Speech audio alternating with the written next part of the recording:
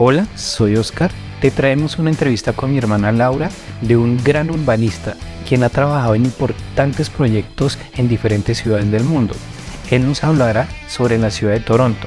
También va a abarcar temas tan importantes como la renta y, adicionalmente, la situación de empleo de los migrantes que tienen títulos universitarios en sus países de origen. También nos comentará cómo ha sido su proceso de candidato a la alcaldía de Toronto, y es de tener en cuenta que es la primera persona que no es nacida en Canadá en ocupar un cargo tan importante. Así que si quieres ver esta entrevista, tómate un tinto y te dejo con Laura.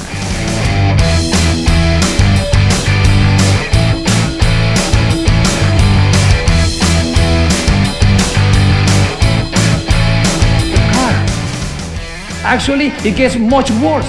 When I go to India, I see huge traffic jams. Democracy, and that is a huge excuse for having done practically nothing on affordable housing. And that is our time on this segment. Okay.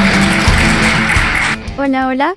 Hoy tenemos un gran invitado, estamos muy felices de tenerlo acá. Es una persona que tiene una gran trayectoria académica. Además de eso, tiene una gran trayectoria también en la experiencia laboral. Ha trabajado y desarrollado más de 200 parques. Entre esos está el Parque Simón Bolívar. Para las personas que no están en Bogotá, en Colombia, es un parque de alrededor 103 hectáreas. También ha trabajado en más de 350 ciudades en diferentes continentes y el año pasado se lanzó como candidato para la alcaldía de Toronto, Canadá. Por ese motivo también lo tenemos hoy acá porque debido a ciertas circunstancias también se va a lanzar este año a la alcaldía de Toronto. Entonces él es Guillermo Gil Peñalosa, candidato, bienvenido. Muchas gracias. ¿Cómo se siente al explicarle o al expresar esta larga trayectoria que usted tiene durante toda su vida, tanto académica como laboral? Bueno, yo me considero muy afortunado desde muchos puntos de vista. El haber podido trabajar en más de 350 ciudades en todos los continentes es un privilegio muy grande. Por eso mismo yo trato de dar de regreso a la gente. Por ejemplo, en los últimos 3 meses he dictado conferencias o he hecho talleres en múltiples universidades, en la Universidad de York, en la de Toronto, en la de Toronto Metropolitan University. Cada 2 martes hago un webinar absolutamente gratis donde invito a algunas de las personas. Esta mañana tuvimos a la presidenta de una empresa grande de planeación y tuvimos más de 400 personas y siempre son gratis, siempre con gente interesante. Entonces, pues me siento bien. Qué bien y qué genial que a través de este canal más personas lo puedan conocer a usted. Y quería que nos explicara, por favor, un poco más sobre su campaña, sobre su candidatura a la alcaldía de Toronto. Sé que su lema es acerca de una Toronto más accesible para todos. ¿Nos puedes explicar, por favor, qué quieres hacer con este tema? Bueno, yo lo que creo es que necesitamos una ciudad para todos y hoy no la tenemos. Cuando he recorrido la ciudad, en todos los barrios, le pregunto a la gente qué opinan de Toronto. Y la gente me contesta que Toronto es buena, pero para otros. Le digo a los jóvenes qué opinan de Toronto y dicen, es buena, pero para los mayores. Le pregunto a los mayores y me dicen, es buena, pero para los jóvenes. Le pregunto a los del centro y dicen, es buena para los suburbios, o a los suburbios es buena para... No, necesitamos una ciudad que realmente sea buena para todos. Entonces, de eso es de lo que se trata. Yo creo que hay demasiada gente en la ciudad, incluyendo muchos inmigrantes, incluyendo mucha gente de los suburbios, que se sienten que Toronto no ha sido buena con ellos. Es una buena ciudad, pero es una buena ciudad para otros. Y entonces eso es lo que yo quiero trabajar, es en cómo hacer para que no sea buena solo para unos pocos, sino que sea buena para todos. No llevamos mucho en Toronto, pero usualmente en ciertos periodos presidenciales o de alcaldías se suele decir que en tal alcaldía no se hizo algún procedimiento debido a que esa responsabilidad le corresponde a otro tipo de gobierno, en este caso sería una provincia. ¿Usted cree que va a encontrar de pronto muchas trabas en su candidatura, cuando ya usted sea alcalde? ¿O que, digamos, tengamos ese problema que usted no pueda desarrollar completamente su plan y que tenga que recurrir a la provincia o no? No, yo creo que no debe haber disculpas.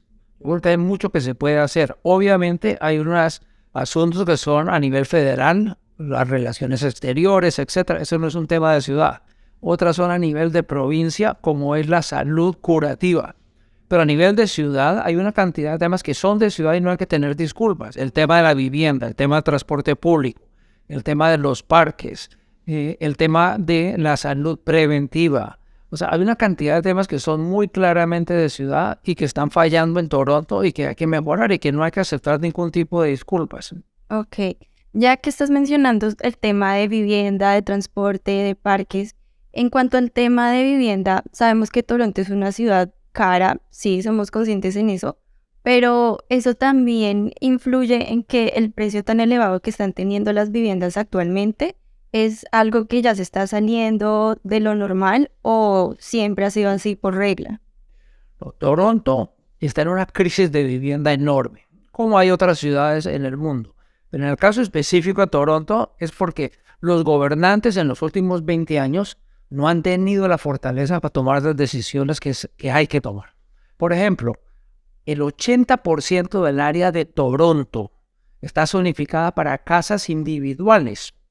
Algo completamente absurdo cuando esas mismas personas que viven en esas casas hoy no podrían vivir ahí si no las hubieran comprado hace 20 o 30 años. ¿Por qué no se las dejamos dividir? Entonces, una de mis políticas es dejemos que todo el que quiera pueda subdividir su casa en 2, 3, 4 unidades. Eso, por ejemplo, es gana-gana. El dueño de la casa, que de pronto ya incluso los hijos se crecieron, está solo, tiene una casa muy grande y muy costosa. Bueno, si la puede dividir en 4, vive en una cuarta parte y arrienda las otras 3. Entonces va a ganar el dueño. ¿Quién va a hacer esas renovaciones? Miles de contratistas medianos y pequeños. Muchos pueden ser inmigrantes, por ejemplo. Entonces va a haber trabajo para miles y miles y miles de contratistas. ¿Y quién va a vivir ahí? Los que arriendan. Entonces van a poder arrendar en toda la ciudad. ¿Por qué no se hace? Porque a veces cuando se proponen las subdivisiones, hay unas pocas personas que son envidiosas y que son gritan muy duro, y entonces los políticos se asustan por esos gritones. Entonces no hacen eso. Entonces obvio que hay que hacerlo. Hay que dejar que se subdivida porque hay que abrir posibilidades de vivienda. También tenemos que densificar en todos los corredores, en todas las vías principales donde hay transporte público.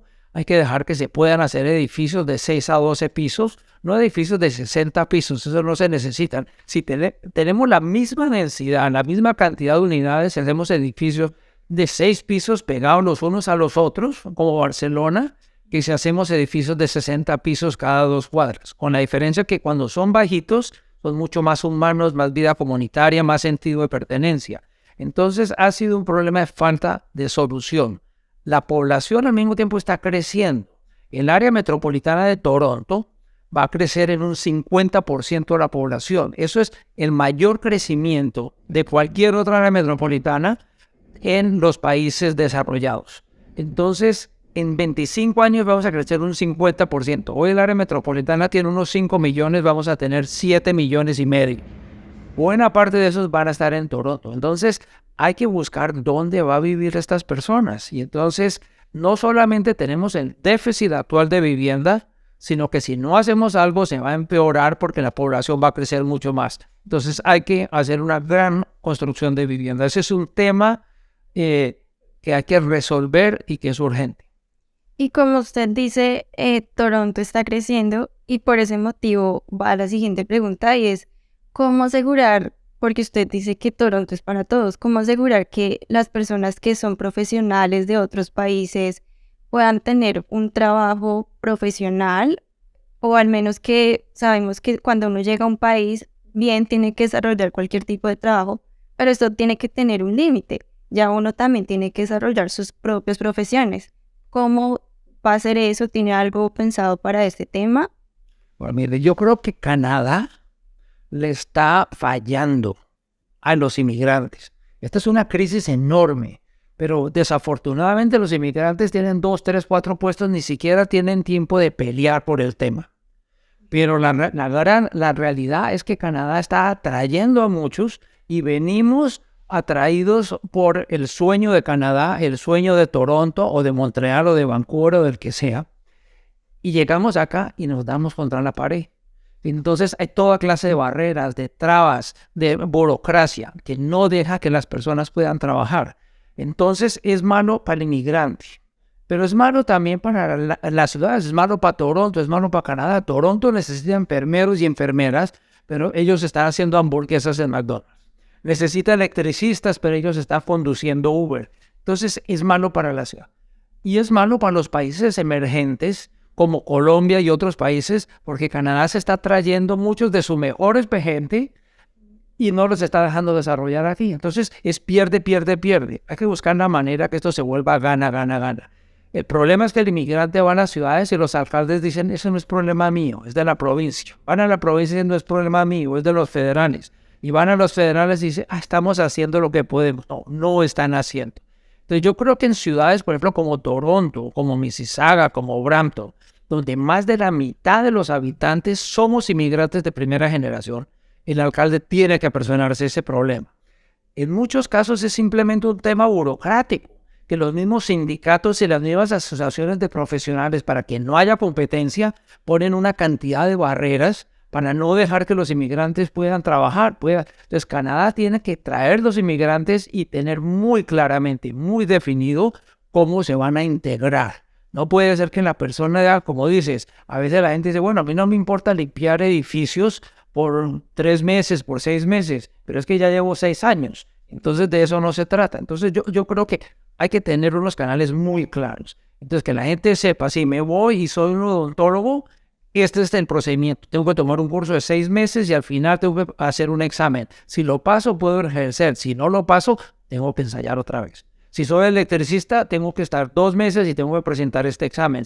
En cada una de las profesiones debería estar muy claro qué es lo que se necesita y cómo puede ingresar para que sea bueno para el inmigrante, bueno para las ciudades y bueno también para los países emergentes que pierden esta gente, pero que van a ser gente que va a estar contenta y que seguramente de pronto hasta va a enviar recursos a sus parientes en el país. Y seguramente lo que dices acerca de que Canadá tiene una responsabilidad también va ligado con la noticia que tuvimos hace una semana acerca de que la policía rescató 64 migrantes mexicanos que estaban siendo explotados laboralmente. No fue como tal en Toronto, pero fue en el GTA. Ahí, ¿cómo se abordaría esta situación? Tendrías que estar hablando con el ministro de Relaciones Exteriores, ministro de Trabajo. ¿Cómo solucionarías este tipo de trata de personas? Por obvio que ese es un problema, pero aún más grande que ese es el problema es en general los inmigrantes. Es que uno encuentra a los inmigrantes en todas partes y están sobrecalificados. Entonces uno va a cualquier persona, habla con la gente que está limpiando edificios y son ingenieros, son administradores de empresas, son comunicadores. Uno va al sitio de hamburguesa, los que están haciendo lo mismo, uno a donde vaya. Entonces esto es una cosa completamente loca, que le están cerrando las puertas a la gente, a los inmigrantes de esa manera, y obviamente también el tema de trata, de traer personas que los tratan como esclavos. Obviamente que hay que tener eso. Yo creo que hay que volver este tema, hay que volverlo un tema político. No ha sido un tema político. Desafortunadamente todos creemos que Canadá es un país que le está abriendo las puertas a todos, pero no es la realidad. Cuando uno ve, por ejemplo, en Toronto, las personas, los 8 principales del gobierno de Toronto que se han contratado en los últimos años. El manager de la ciudad, los 3 número 2, la persona que maneja planeación, el que maneja transporte, el que maneja parques, todos son blancos. En una ciudad donde más de la mitad de las personas son minorías visibles, que no han podido encontrar uno. Yo no digo que tiene que ser 50-50, pero no han encontrado ni uno. Y si uno va a Mississauga es aún peor. Entonces, antes de que esto se vuelva una bomba de tiempo, hay que eliminarla. Y yo sí creo que hay que generar oportunidades y hay que volver esto un tema político que no está siendo un tema político, porque a veces los mismos inmigrantes creemos que es otro el que está sufriendo. Entonces, no, es que si yo logro resolver mi problema, no me importa el problema del otro. No, tenemos que entender que en esto estamos todos en el mismo bote y tenemos que ver cómo nos ayudamos los unos a los otros. Exactamente. Y también Canadá, como usted dice, está, digamos, en ese plan de traer más personas al país, pero también desde nuestra perspectiva está dejando de lado a las propios canadienses, a las propias personas que están viviendo acá. Y no estoy segura si lo que está sucediendo en Toronto en cuanto al transporte público es un problema de salud mental, es un problema de seguridad, es una mezcla de las dos cosas. Según reportes del TTC, el año pasado, en 2022, se incrementó la violencia el 50%. ¿Eso qué quiere decir? Que no estoy segura si solamente son casos de robo o también son casos de violencia. Según he entendido, son más casos de violencia que de robo. ¿Qué está pasando con el tema de la salud mental? ¿Es acerca de que hace falta más vida en el exterior? Digamos en los parques, hace más falta socializar. ¿Es algo que hace falta en la calidad humana como tal, que hace falta aquí en Toronto, ya que usted tiene la experiencia de haber trabajado en varias ciudades? Bueno, yo creo que es un poco una combinación de todo lo que acabas de mencionar. Yo creo que obviamente el tema de seguridad es un tema prioritario y se necesita una policía que sea eficiente. Hay que pedirle cuentas al policía. Aquí en Toronto y en Canadá en general, la policía es como una rueda suelta que no responde a nadie. El alcalde nunca le pide cuentas a la policía.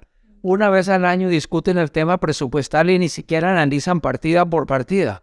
Porque analizan cada partida en todos los demás temas, menos el tema de la policía. No, hay que ver. Tienen el presupuesto más alto de Toronto, pero de lejos. Yo no estoy diciendo que le quitemos el presupuesto, pero sí que veamos a ver cuál va a ser el rendimiento y que lo comparemos con otras ciudades, a ver cuál está siendo más eficiente y si hay unas mejores prácticas que se pueden hacer, si podemos tener una policía que sea más profesional, mejor capacitada, mejor entrenada, incluyendo en temas de salud mental. Entonces, por otro lado, el tema de violencia, pues sí, en parte ha sido el tema de salud mental, de que después del COVID se ha disparado el tema de salud mental en el mundo entero. En parte yo creo que el COVID obviamente fue terrible para todo el mundo. Algo bueno que trajo es que la gente empezó a hablar de salud mental.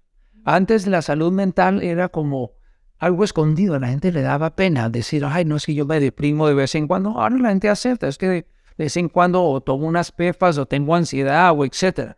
Pero eso también ayudó a buscar otras fórmulas. Por ejemplo, que si tenemos actividad física.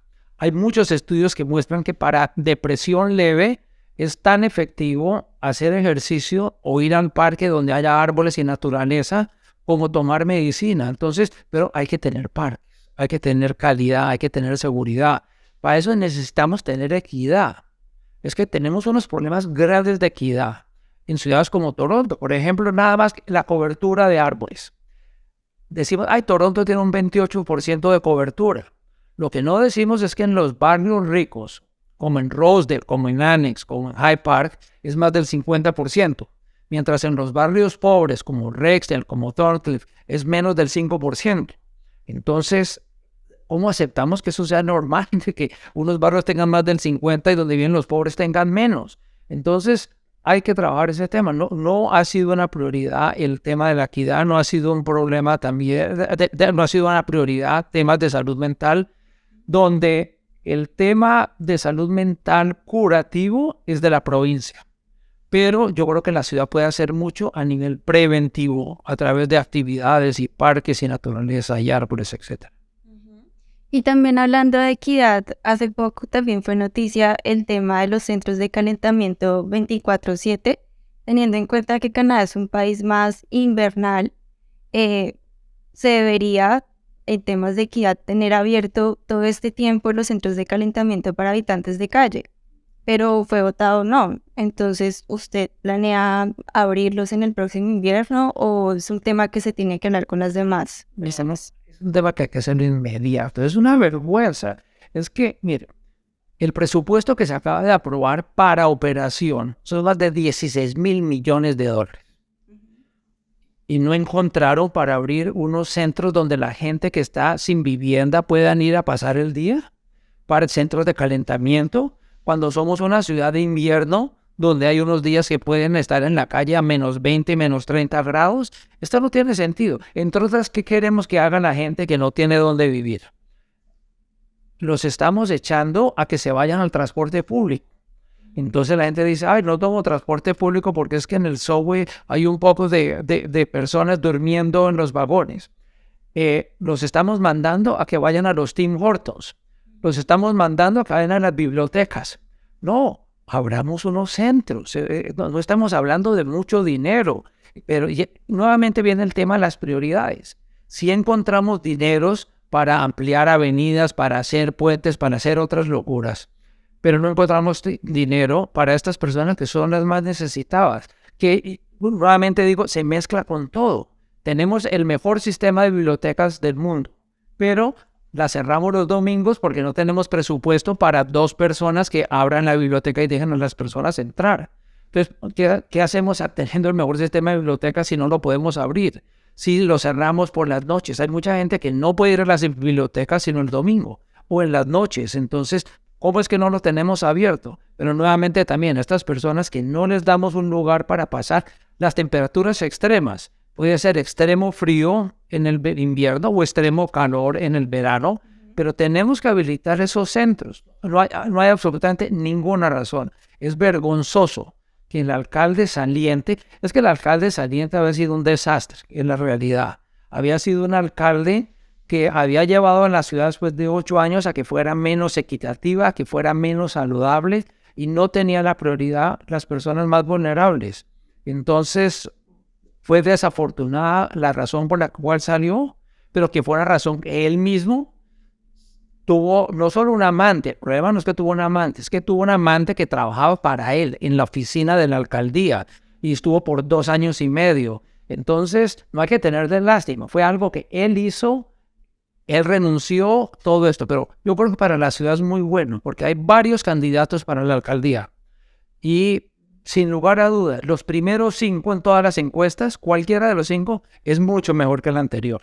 Entonces, afortunadamente, sea yo o sea cualquiera de los otros 4, creo que la ciudad va a tener un mejor alcalde y ojalá tengamos alguien que se preocupe más por el tema de los ciudadanos más vulnerables, de los pobres, de las personas con discapacidades físicas o mentales, de los inmigrantes, en general darle una prioridad a las personas que están teniendo mayores dificultades. E incluso John Tory tuvo problemas de conflicto de interés acerca del programa Active2, acerca que para los que no están un poquito bien enterados es como una ciclovía en el downtown. Pero ¿usted tiene alguna propuesta acerca de, digamos, cerrar algunas calles y hacer esto como si fuera una ciclovía, como si fuera en Bogotá?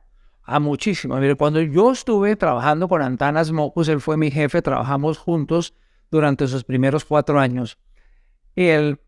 Yo tomé una ciclovía que tenía unos pocos kilómetros y pocos miles de personas, como unos 17 kilómetros, y la entregué en 121. Más de 20 años después no ha crecido ni un metro, siguen los mismos 121. Pero es algo maravilloso, pero no porque es de recreación. La ciclovía recreativa de los domingos es maravillosa, es porque conecta a gente rica y pobre y niños y viejos, todas las edades. Es el único sitio en Bogotá y en las ciudades donde existe, donde se encuentran como iguales las personas más ricas y las más pobres. Los dueños de las empresas con sus familias y sus trabajadores de sueldo mínimo con sus familias. No viven en los mismos edificios.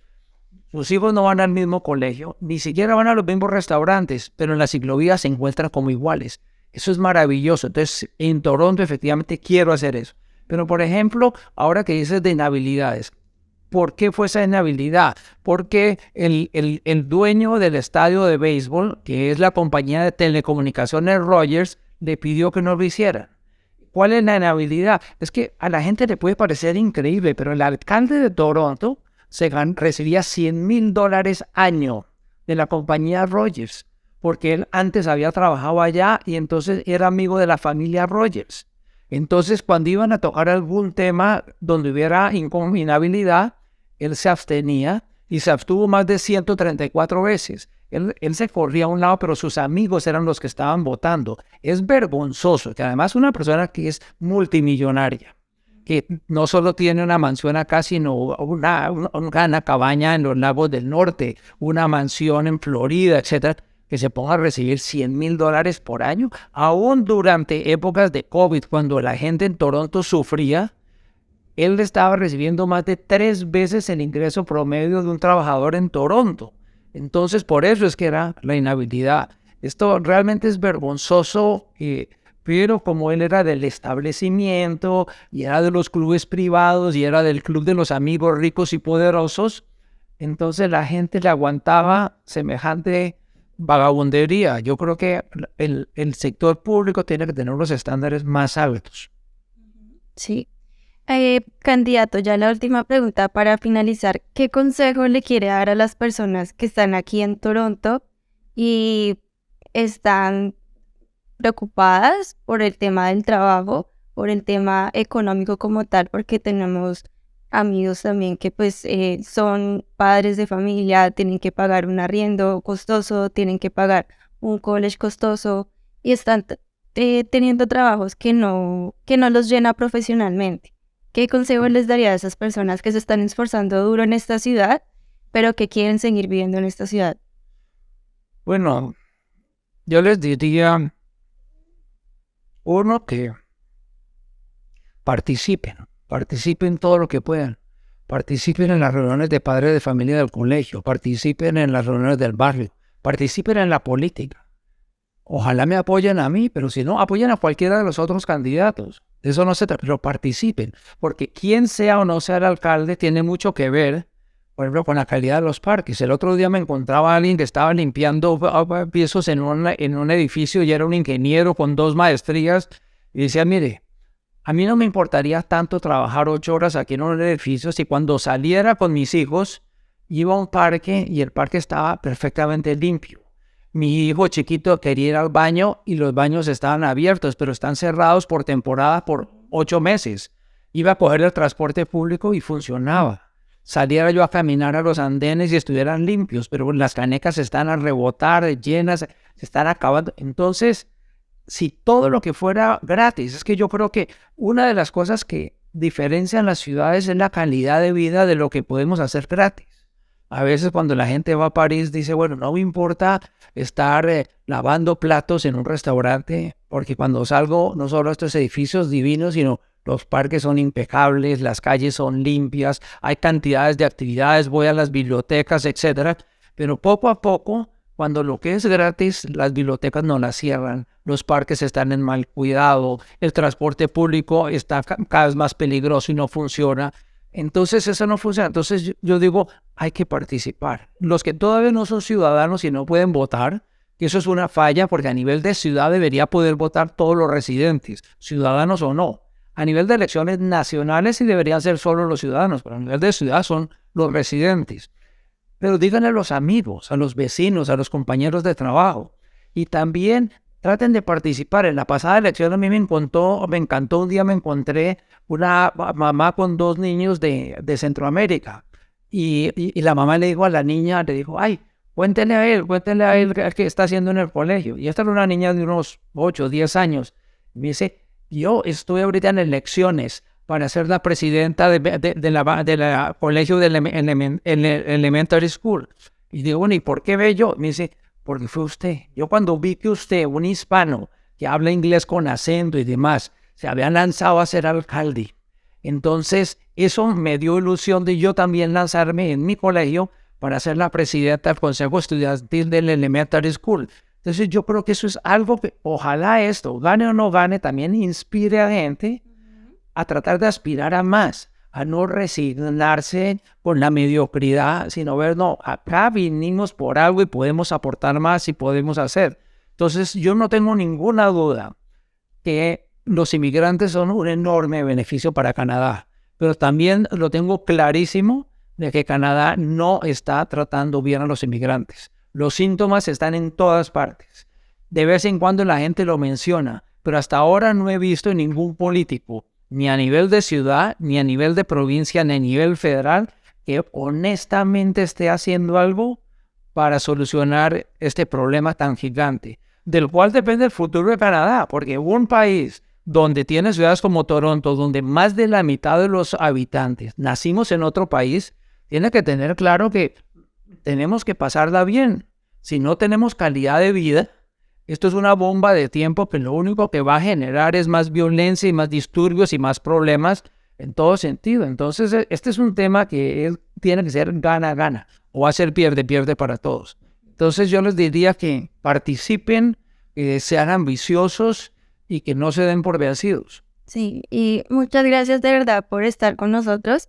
Para nosotros fue una sorpresa cuando escuchamos que usted era y es candidato a la alcaldía de Toronto, porque nos enseñó que sin importar quién era el contrincante, que en ese momento era John Tory, un gran contrincante, usted quedó en segundo lugar. Gane ahorita o no gane ahorita, nos está enseñando a todos nosotros que no debemos tener miedo a hacer las cosas y que siempre va a valer la pena hacerlas. Y con las uñas. A veces eso es como David y Goliat. Ahorita los otros candidatos se supone que a nivel municipal no participan los partidos políticos, pero los otros 4 cada uno tiene un partido detrás, con gente, con estructura, con plata, millonarios. Yo en los medios sociales hago unos videos que llevo mi teléfono, hago el video, lo grabo y lo pongo, y es a punta de ideas, a punta de comunicación. Entonces, sí, obviamente no va a ser fácil, pero si, ojalá gane, pero si no gano, si logro que algunas de estas ideas que estoy hablando, por ejemplo, si soy el único candidato que está hablando de los inmigrantes, si logro que el tema de la mejora de los inmigrantes se vuelva un tema político, que sea quien sea el que gane, va a tener que ayudar a solucionarlo, habrá sido algo muy positivo. Entonces yo creo que de eso se va a tratar la campaña, de sacar ideas y de hacer lo mejor posible. Muchas gracias. A ustedes.